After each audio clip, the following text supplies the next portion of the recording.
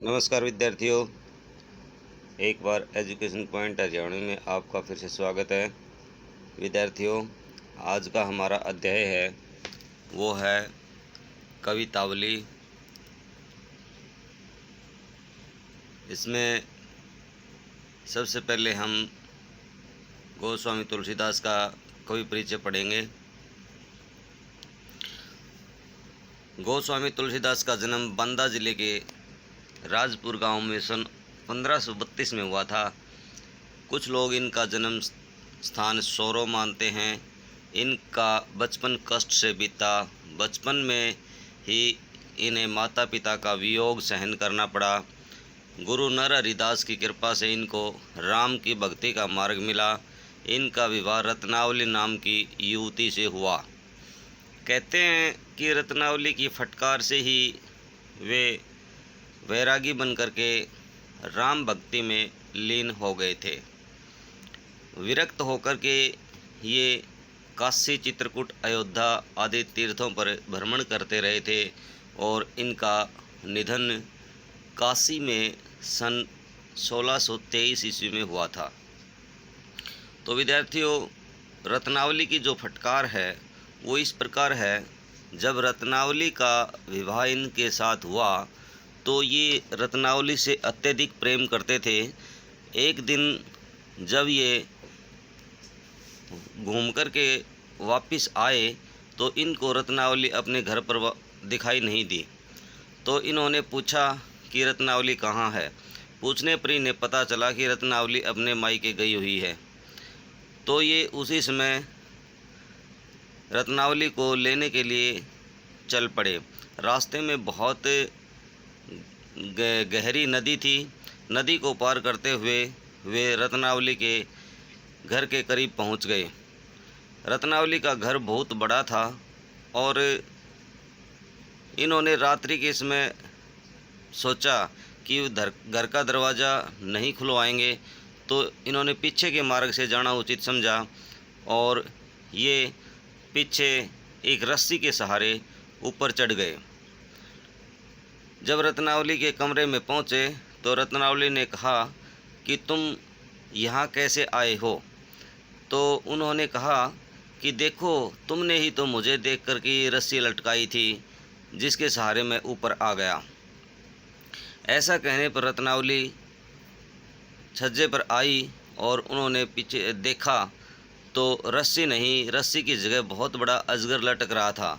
तब रत्नावली ने इनको फटकारा था कि तुम मुझे इतना अधिक प्रेम करते हो, इससे यदि थोड़ा सा प्रेम भी तुम परमात्मा से करो तो तुम्हारी मुक्ति हो जाएगी।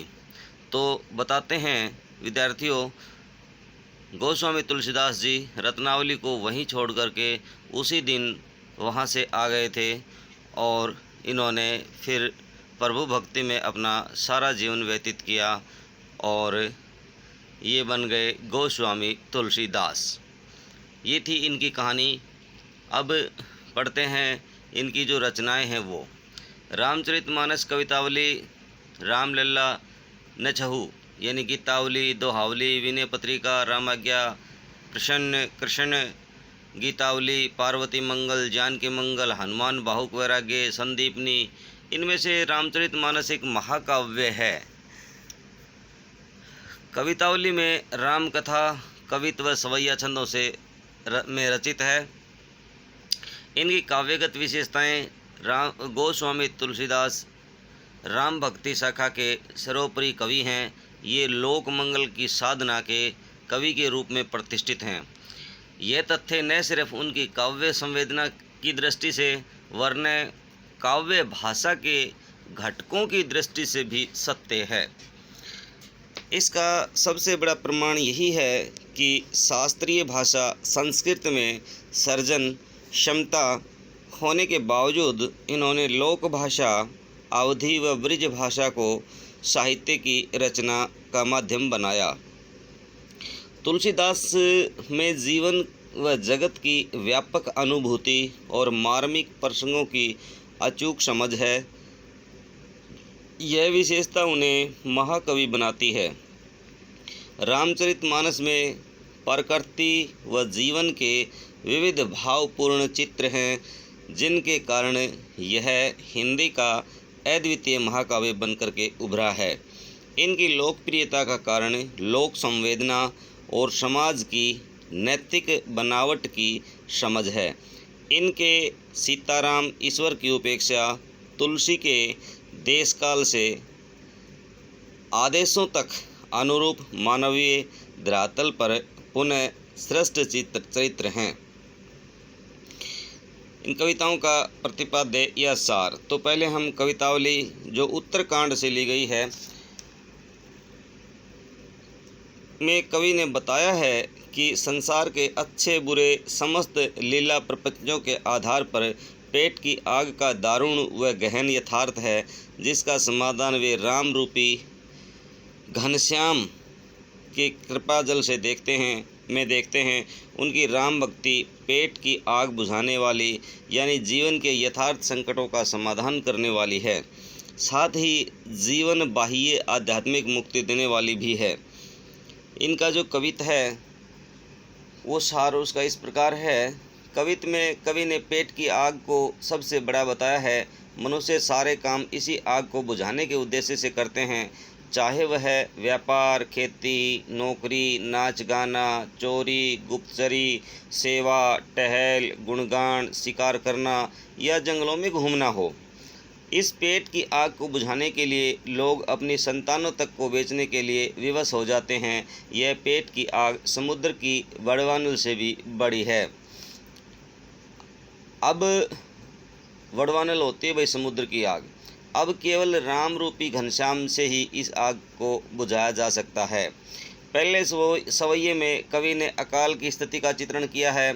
इस समय किसान खेती नहीं कर सकता है, भिखारी को भीख नहीं मिलती है, व्यापारी को व्यापार नहीं मिल पाता था तथा नौकरी की चाह रखने वाले को नौकरी नहीं मिलती थी। लोगों के पास आजीविका का कोई साधन नहीं है, वे विवश हैं। वेद पुराणों में कही और दुनिया की देखी बातों से अब यही प्रतीत होता है कि अब तो भगवान राम की कृपा से ही कुशल होगी।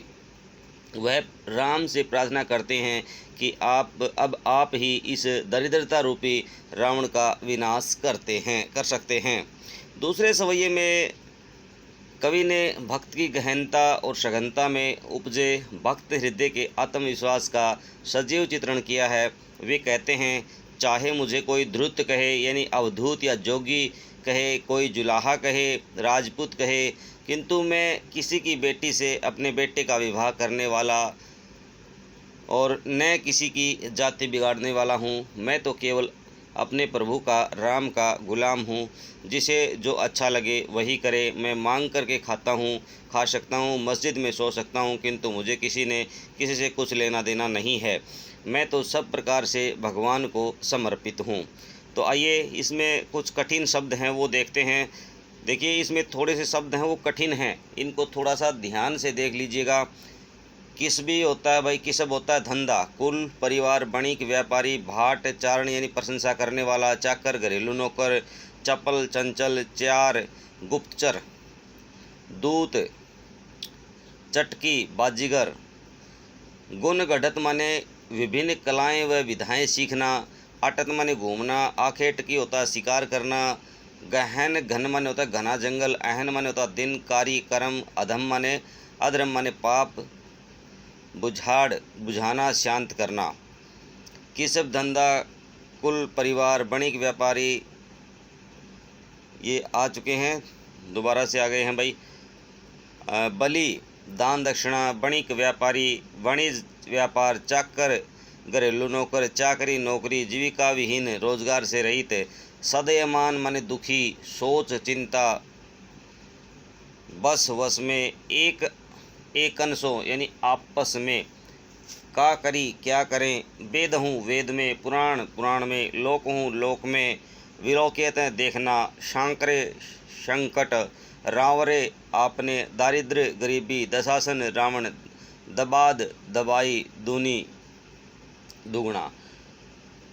धूर्त त्यागा हुआ, अवधूत सन्यासी, राजपूत, जुलाहा, कोई, कोऊ की किसी की, ब्याह ब्याह करना, बिगाड़ बिगाड़ना, सरनाम प्रसिद्धि, गुलामो गुलाम, दास जाको जिसे रुच अच्छा लगे, ओहू और, खाइबो खाऊंगा, मस्जिद मस्जिद, सोडबो सोऊंगा, लंबो लेना, वैब देना, दो दोनों।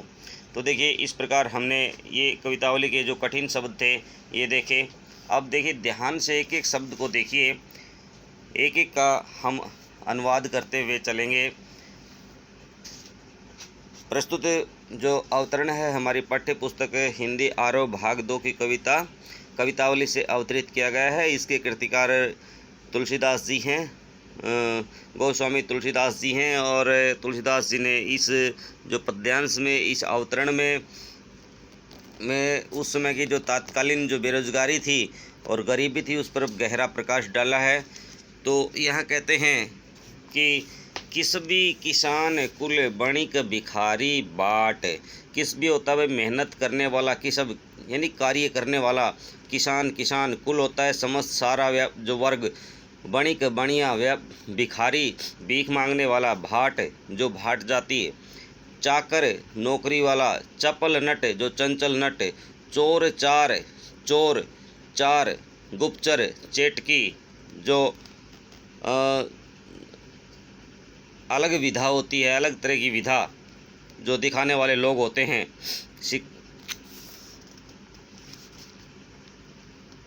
पेट को पढ़त अपने पेट की क्षुधा को शांत करने के लिए, गुण गढ़त मतलब विभिन्न प्रकार की विद्याओं को सीखते हैं। चढ़त गिरी और पर्वतों पर भी चढ़ जाते हैं। अटत घूमते हैं। गहन गन अहन आंखें टकी, बहुत गहरे वनों में शिकार की तलाश के लिए, यानी अपने पेट की क्षुधा को शांत करने के लिए लोग पर्वतों तक भी चढ़ जाते हैं और गहन वनों में भी शिकार के लिए घूमते रहते हैं। पेट को भरने के लिए वे ऊंचे नीचे कर्म, धर्म अधर्म करी, यानी पेट की क्षुधा को शांत करने के लिए वे छोटे बड़े सारे कार्य करते हैं। धर्म अधर्म करी, धर्म और अधर्म, पाप और पुण्य के सारे कार्य करते हैं। पेट ही की पचित, पेट को ही पचित, यानी पेट को भरने के लिए बेचत, ये गलत लिखा हुआ बोचत, यानी बेचत बेटा बेटकी, यहाँ तक कि अपने पेट की क्षुधा को शांत करने के लिए अपने बेटा और बेटी तक को बेच डालते हैं। तुलसी बुझाई एक राम घनश्याम ही तय, आग बढ़वा अग्नि बड़ी है आग पेट की। तो यहाँ तुलसीदास जी कहते हैं कि उनके जो पेट की जो आग है वो इतनी बड़ी है कि उसे भगवान श्री राम या घनश्याम ही उनके पेट की आग को बुझा सकते हैं, क्योंकि उनके पेट की जो आग है वो कटु सत्य है ये कि पेट की आग है वो समुद्र की आग से भी अधिक शक्तिशाली होती है। इसीलिए तुलसीदास जी कहते हैं कि यह भूख राम रूपी घनश्याम की कृपा से ही दूर हो सकती है।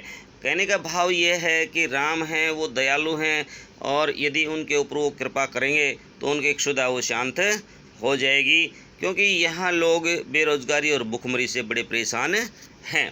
तो आइए देखते हैं इस पद्य में कुछ प्रश्न बनते हैं। पेट को भरने के लिए लोग धर्म अधर्म व ऊंचे नीचे सभी प्रकार के कार्य करते हैं। व्यवस्था के कारण वे अपनी संतानों तक को बेच डालते हैं।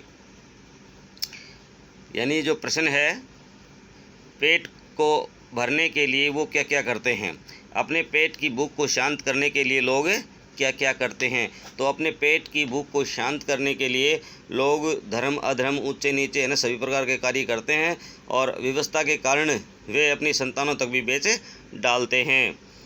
तो सभी जो है ना किसान मजदूर सभी है ना वो परेशान क्यों बताए गए हैं। कवि ने मजदूर किसान कुल व्यापारी भिखारी भाट चौकर यानी नौकर चोर दूत जादूगर आदि सब का वर्गों का वर्णन किया है। वे भूख व गरीबी से परेशान हैं। अगला प्रश्न है तुलसीदास के पेट की आग को कैसे बुझाया जा सकता है। कवि के अनुसार पेट की आग को राम रूपी घनश्याम ही बुझा सकते हैं। यह आग समुद्र की आग से भी भयंकर होती है। तो लोग पेट की आग को बुझाने के लिए क्या क्या सीखते हैं? तो तुलसीदास जी कहते हैं कुछ लोग पेट की आग को बुझाने के लिए पढ़ते हैं, तो कुछ अनेक प्रकार की कलाएँ सीखते हैं। कोई पर्वत पर चढ़ता है, तो कोई घने जंगलों में शिकार के पीछे भागता है। इस तरह से वे अनेक तरह के छोटे बड़े कार्य करते हैं। तो इसमें जो कवि ने मुख्य मुख्य बातें जो बताई हैं वो ये हैं कि यहाँ कवि ने अपने युग में जो यथार्थता का जो प्रभावशाली चित्रण है ना, वो इस पहले पद में इन्होंने किया है। और इस कथन में कि पेट की आग सर्वाधिक प्रबल होती है और यहाँ तक कि लोग बेटा और बेटे तक को बेचने के लिए मजबूर हो जाते हैं। कवि ने यहाँ सहज एवं सरल साहित्यिक ब्रिज भाषा का है ना सफल प्रयोग किया है। शब्द चयन सरलता उचित है और भाव अभिव्यक्ति में सहायक है और कवित छंद का इसमें कवि ने प्रयोग किया है। अगला है ये है ना कुछ इसमें ना मिसप्रिंट है भाई, तो थोड़ा सा है ना खेती न किसान को।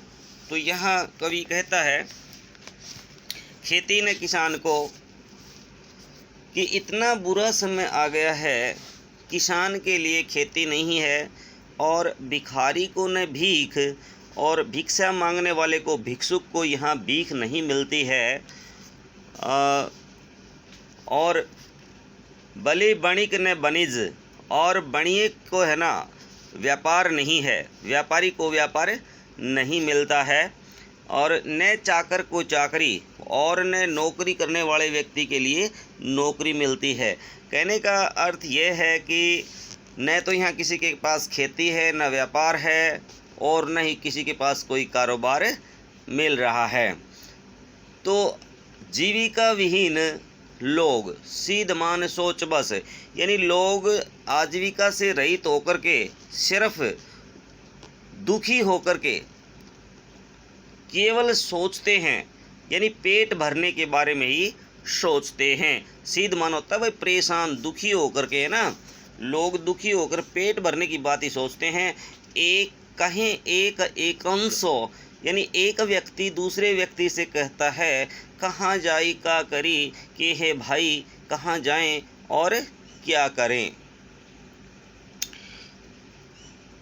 वेदहु पुराण कही लोकहु विलोकियत, कि जहाँ तक बात है कि वेदों में पुराणों में कहा गया है, वेदों और पुराणों में कहा गया है लोकहु विलोकियत, और इस दुनिया में लोकु संसार में विलोकियत देखा गया है कि सांकरे से सब पे राम, कि सांकरे भगवान श्री राम हैं, वो ही सब पर दया करने वाले हैं। यानी कवि कहता है श्री राम में आस्था प्रकट करते हुए कहता है कि जहाँ तक वेदों में और पुराणों में यह बात लिखी गई है कि इस संसार में भी अक्सर ऐसा देखा जाता है कि संकट के समय भगवान ही है ना तुम्हारा संकट है वो दूर कर सकता है, क्योंकि वही सबके दीन बंधु हैं, वही दुखियों का करने वाले, दुखियों का जो दर्द है वो दूर करने वाले होते हैं। कि दारिद दशासन दबाई दूनी, दारिद वही गरीबी रूपी दशासन रावण ने दबा करके रख रखा है सारी दुनिया को, यानी सारी समस्त दुनिया को गरीबी रूपी रावण ने है वो दबा करके रखा है। दूरित दहन देखी तुलसी हा करी, दूरित दहन यानी चारों तरफ जलती हुई, दूरित तो दूर तक यानी चारों तरफ जलती हुई इस पाप की अग्नि को देख करके तुलसीदास का जो मन है वो बड़ा ही दुखी हो जाता है, क्योंकि लोग हैं वो त्राही त्राही कर रहे हैं। और इसलिए तुलसीदास जी कहते हैं कि हे प्रभु वह समय आ गया है जब आपको दुखियों की सहायता करनी चाहिए। तो इसमें कुछ प्रश्न बनते हैं, आगे देखिए। कवि ने समाज के किन किन वीरों के बारे में बताया है, ये व्यवसायों के बारे में। कवि ने किसान, भिखारी, व्यापारी, नौकरी करने वाले आदि वर्गों, ये वीरों नहीं वर्गों है भाई, वर्गों के बारे में बताया है। ये सब बेरोजगारी से परेशान हैं। अगला प्रश्न है, लोग चिंतित क्यों हैं और वे क्या सोच रहे हैं?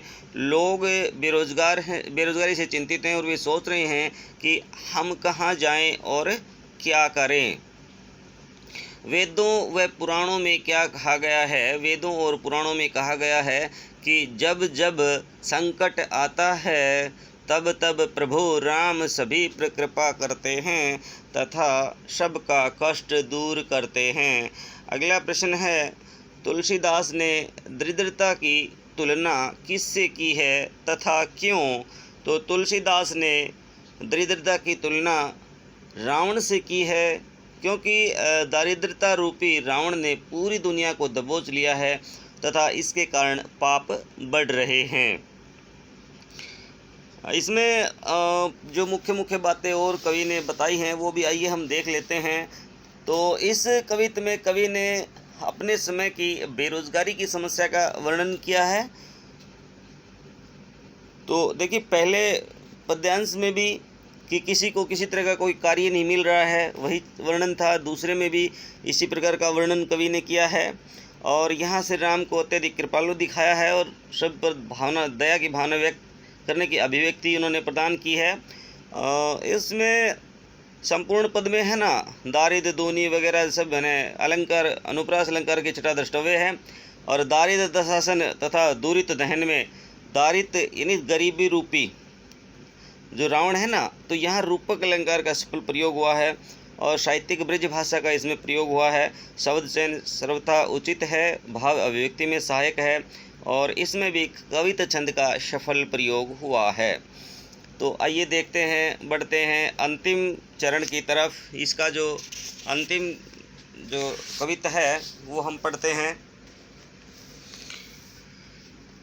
अब यहाँ तुलसीदास कहते हैं कि हम तो राम की भक्ति में मस्त हैं, कोई हमें कुछ भी कहे क्योंकि हमें किसी से कोई लेना देना नहीं है।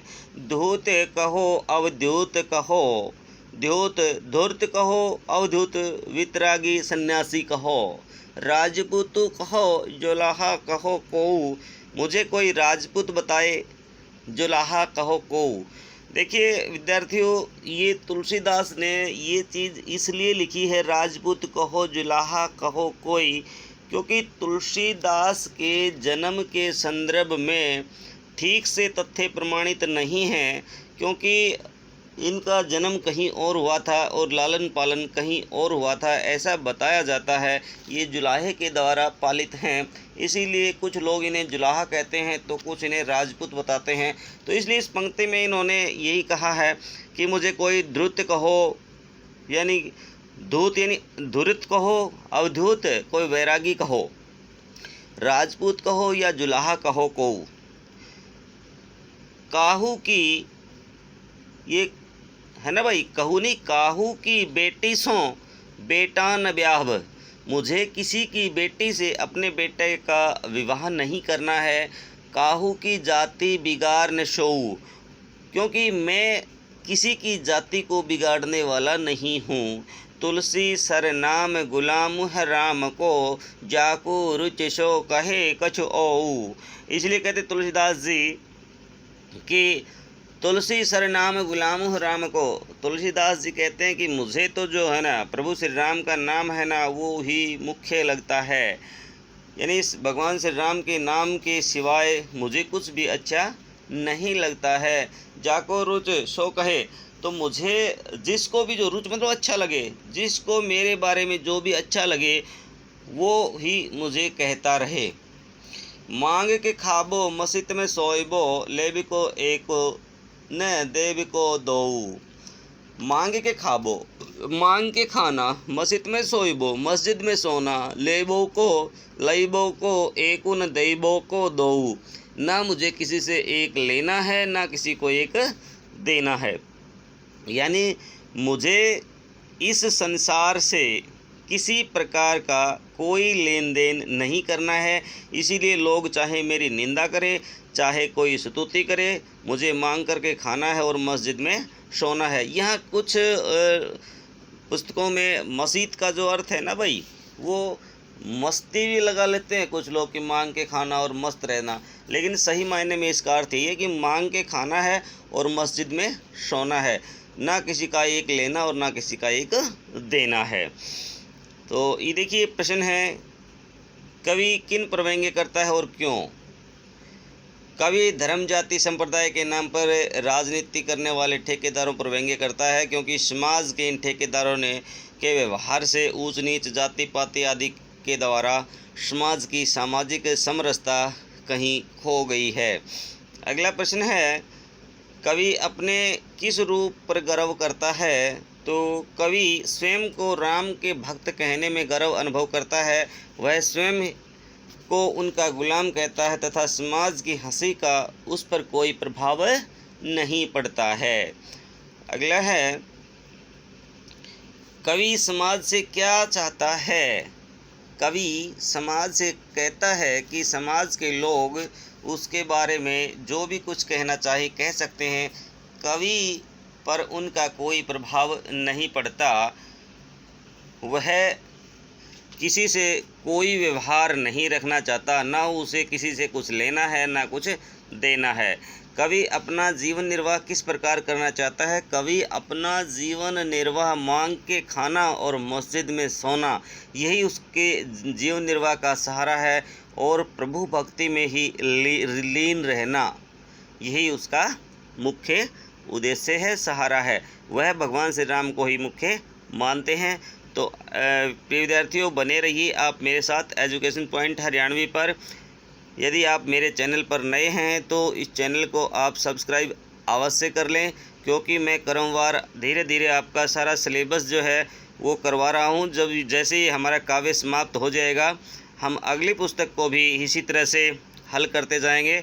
चाहे आप किताब भी ना खरीदें, कोई दिक्कत नहीं है, बस मेरे द्वारा करवाया गया आप अपनी कॉपी में उतारते रहें और उसे निरंतर याद करते रहें और मेरे साथ बने रहें।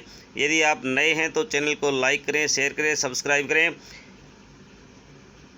और अपना सिलेबस है वो समय रहते करें। वीडियो को शुरू से लेकर आखिर तक ज़रूर देखें। जहाँ से समझ में नहीं आता है तो 2 बार देख लें और मेरे साथ बने रहिए। Thank you. जय हिंद, जय भारत।